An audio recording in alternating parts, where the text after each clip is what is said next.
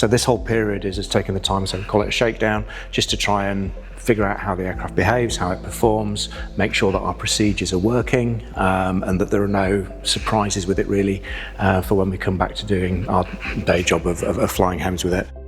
The shakedown is about 20 hours of flying. What we want to do is actually try and get a reasonable amount of value for money for those flying hours. So rather than flying off for 20 hours and just burning holes in the sky, we've been doing some school visits and visiting some of our supporters and things like that.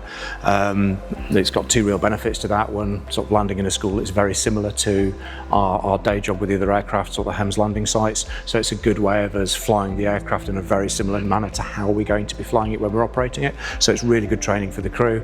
On the other side, you know, as it says on the side of the helicopter, it's your aircraft, and it's allowing us that rare opportunity to come in, show the helicopter to people, talk about what we do without impacting the service, because say the first helicopter is still out there and doing the job while we're doing all of this.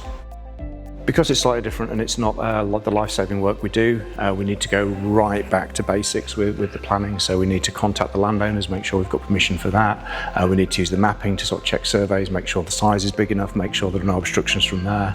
So all of the things that we do a little more dynamically when we're doing it for a HEMS mission, because again it's life-saving work, we have to do in slow time just to make sure that we've covered everything off from that. So there's risk assessments and all of those other bits and bobs that are sorted out.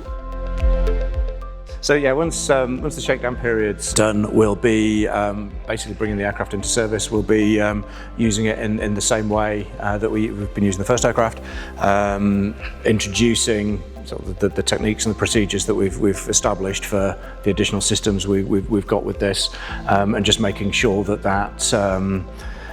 method of swapping between one helicopter and the other is as smooth as possible. So we're here in the hangar, you know, we have two aircraft very close together. We need to be able to swap them around, move them around together and things like that. So it's just making sure that those processes are in place and working so that we can operate them both as well as we possibly can.